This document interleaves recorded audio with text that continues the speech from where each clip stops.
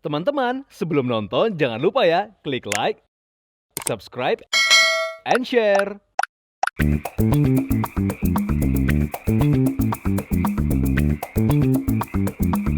Manusia dan hobi tentu menjadi hal yang tak terpisahkan.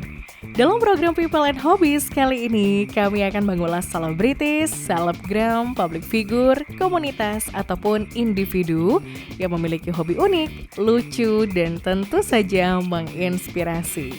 Siapa saja mereka dan apa saja kegiatan yang dilakukannya? Temukan jawabannya hanya di People and Hobbies.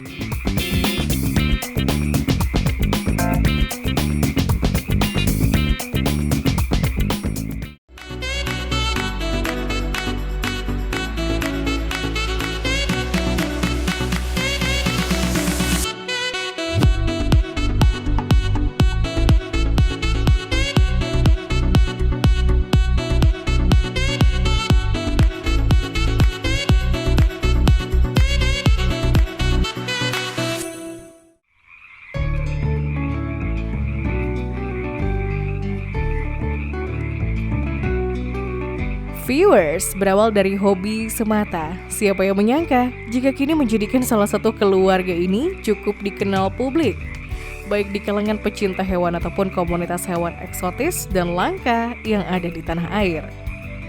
Siapa saja mereka dan koleksi hewan eksotis dan langka apa saja yang dimilikinya? Yuk langsung aja kita temui. Hi, I'm Jasmine. Aku ownernya dari Datfrogpedia.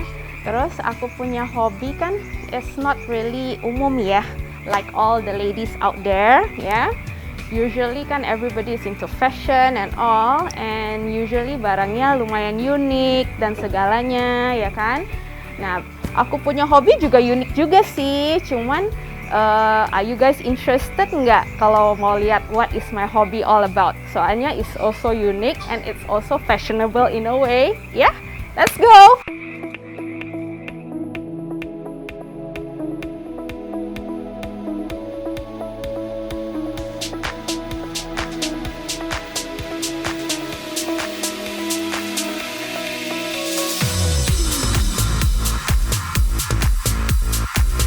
Mulainya di 2020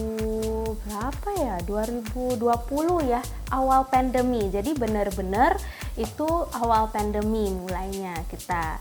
Jadi kalau bisa dikatakan tuh posting pertama kita di Instagram itu Instagram itu 29 April 2020. Itu benar-benar stepping permulaannya Datfrogpedia-nya ini gitu. Waktu itu kita mulai ada babynya, ternaknya gitu-gitu.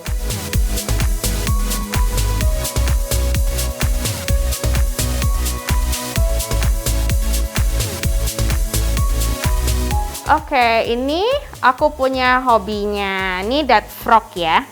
Ini Datfrog adalah actually dia English name is Poison Datfrog, tapi mereka sudah tidak berbisa kalau pelihara begini karena kita udah ternak dan kita udah menjaga makanannya. Dan ini adalah makanan mereka. Oke? Mereka makan lalat buah yang tidak terbang. Jadi ini khusus to feed them every day. Kayak kalau yang dewasa harus dikasih makan, boleh dikasih makan sekitar 2 hari sekali. Tapi kalau yang baby kita harus kasih makan tiap hari, kayak kucing dan anjing ya. Nah, mereka tuh lucu sekali. Tuh, see? Tuh, ini namanya Orange Terribliss. Tuh, mereka itu ini udah mulai adaptasi ke orang, jadi mereka nggak terlalu takut ya. Nah, tuh, warna-warna mereka unik sekali.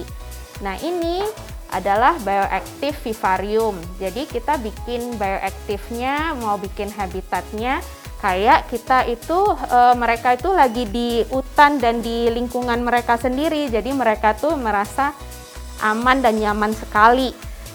Ya, jadi ini aku mulai hobi ini sebenarnya suami saya sih ya. Kita berdua kan memang pet lovers. We are really pet lovers. And then we started sebenarnya cuman sepasang doang. Jadi kita iseng dari sepasang. We started with citronella. Citronella itu yang kuning, yang ada di sini. Ya, ini anak saya by the way. Nih, Ginny, and this is Chili. Jadi mereka juga sering membantu untuk untuk kasih makan, untuk bersih-bersih dan segala macam gitu ya. Ya kadang ya repotin ya, biasalah anak kecil ya kan. Nah, oke. Then this is citronella. Ini jenis kodok pertama saya pelihara waktu itu, citronella ya. So we started from this satu pasang doang gitu, iseng-iseng dari sana. Nah, suami saya tuh terinspirasi lah untuk bikin vivarium yang kayak tempat yang habitatnya khusus buat dia, biar dia bisa survive dan dia bisa happy gitu. Akhirnya dibikinlah sendiri, through banyak trial and error juga, coba-coba kita segala macam gitu ya. Dan akhirnya kita sukses. Sebenarnya dari iseng kita sukses, and we manage to breed. Ini semua udah anakan kita gitu. So ini lucunya citronella ini jenisnya udah warnanya bagus ya. Dia itu kayak akan nyamperin kita kalau kita datang ke, ya dia tuh tipe yang tidak takut. Nah, dia suka nyamperin kita kalau kita datang nih. Jadi dia kayak tahu kayak jam-jam jam makan gitu ya. Nanti kita bawa, iya kayak anjing gitu. Nanti kita datang, dia datang tuh ngumpul. Nah, kalau yang biru ini lebih kind of shy. Azurius. Nah, tapi citronella sama Azurius ini adalah termasuk duck frog yang agak besar ya. Karena yang kayak yang nanti saya tunjukin ya, ada yang Vitatus gitu ya. Itu tuh not so big, and jenisnya memang begitu, dan dia ada kayak yang kecil banget juga, cuman aku udah nggak ada. Nah, itu juga soalnya we actually eventually this thing became a business for us, and then now we are Selling. Yeah, we are selling. And then we are actually duck frogpedia. So actually kalau kalian pengen check us out, you can check us out on our IG or on YouTube and all those, you know. So yeah, so ini tuh dia udah mulai datang. Dia udah mulai datang nih. Nih, tuh, sih pada ngumpul. Dia minta makan. Nanti ya aku kasih lihat ya cara makannya ya. Pasti lucu sekali. Oh ya, and aku mau kasih lihat nih, ada yang rare ya. Nah, nih Ginny suka nih. Namanya Ayo. Golden Teddy Bears. Is shy.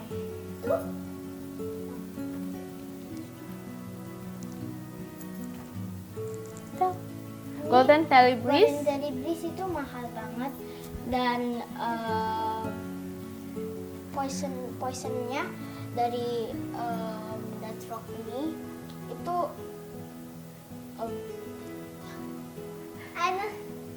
Ini Golden Teddy Bears. Ini termasuk duck frog yang paling poisonous di dunia gitu. Nah, mereka itu lumayan rare, dan mereka itu sebenarnya warnanya unik ya, karena mau bilang gold banget enggak, mau bilang bronze enggak, jadi tapi keren aja gitu. Dan mereka itu karena mereka itu susah didapetin dan mungkin nggak segampang untuk memelihara, jadi itu mereka punya harga itu lumayan tinggi gitu ya. Dan if you want to see, ini ada green and black juga. green and black. Ini warnanya, yang warna greennya itu kayak glow gitu. Dia beda. It's very different. And then kalau Vitatus yang kecil itu, nah ini Nah ini banding kalau kayak citronella itu kan gede. Ini maximum size-nya cuma segini, kecil banget. Ya segitu doang. Udah nggak bisa gede lagi. Dan jenisnya memang begitu. Cuman biarpun badannya kecil, tapi suaranya paling gede. Lucu kan? So, and then warnanya tuh bener-bener macam-macam. I have moonshine itu hitam putih dan Kayak itu Oreo. ya kayak Oreo, cuman itu adalah dart frog, one of the dart frog yang paling shy. Jadi paling nanti ya kita coba pas kita kasih makan, hopefully dia akan keluar. Soalnya dia tuh super shy. Nah, yuk kita mau kasih makan.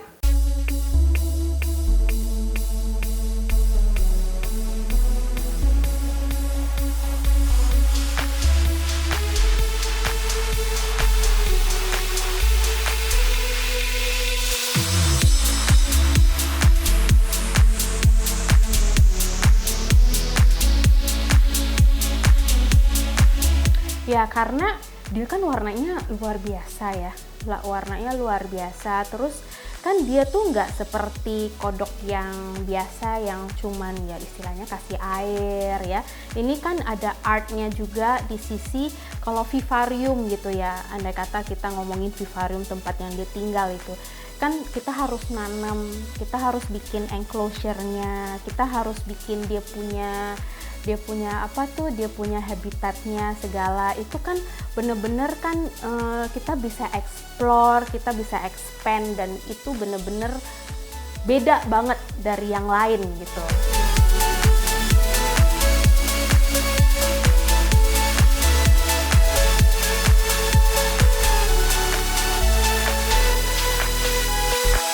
Oke, sebelum makan, karena kita juga breeding, aku mau kasih lihat ya, ini hasil telurnya.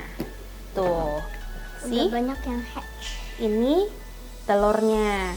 So prosesnya, telurnya biasanya suami saya akan ambil dari kandang mereka, nanti akan taruh di sini. Nah, after that mereka akan jadi kecebong ya. Nah, ini nanti kecebongnya semua kita pisahin. Karena kecebong itu dia bisa makan satu sama lain ya, jadi nggak bisa dibiarin bersama begini. Not all of them Ya, can bukan can be like separated. Some of Yeah. them can be together. Ya, some of them can be together. Nah, jadi nanti kita separate-nya ke satu-satu begini, dan kita kasih tanggalnya biar tahu oh sebenarnya nih betelurnya kapan atau jadi kecebongnya kapan gitu. Jadi kita bisa ngatur atau estimasi dia akan menjadi kodoknya kapan. Karena nanti kalau dia udah mau menjadi kodok, kita harus mengurangin airnya. Kalau enggak dia bisa tenggelam. Nanti mati. Ya, Kasihan. nanti mati gitu. Jadi ini kecebong yang udah punya kaki. Jadi kecebong itu lucu sekali. Kan kita selalu mikir, oh kecebong tuh langsung jadi kodok gitu. Actually no. Actually it becomes like kayak kakinya aja. Dia numbuhnya bukan kayak langsung kaki keluar gitu. Dia kecil dulu, terus jadi gede dan baru jadi kaki. And it's very cute because kadang dia cuman satu kaki dulu dan dua. Sometimes kecebongnya cuma ada 3 kaki gitu, atau 2 gede, 1 kecil gitu. Dan slowly only dia akan Juga, itu. nyerap buntutnya. Ya, dan pelan-pelan dia menyerap buntutnya dan menjadilah kodok. Tuh.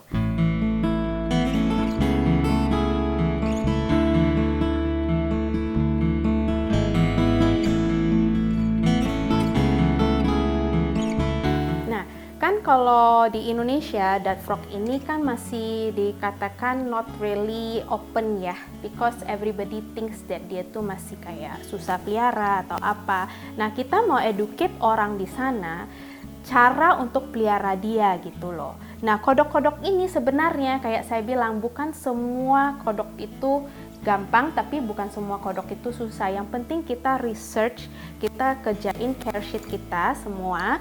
Dan kita kalau di sini, kalau image yang saya mau sampaikan itu more tuh kita mau cara untuk bikin kodok itu bisa merasakan dia di home-nya dia gitu. Jadi di luar sana jungle-nya kita mau bawa memperkecilkan dan biar kodok itu stay di sana. Jadi dia tuh bener-bener kayak di alam gitu, merasakan dia di alam sana gitu. Jadi saya mau bawa alam balik ke sini ya, and then try to make them feel happy. Makanya mereka tuh ya syukur bisa ternak, bisa happy, bisa bener-bener to enjoy their life gitu loh, gitu.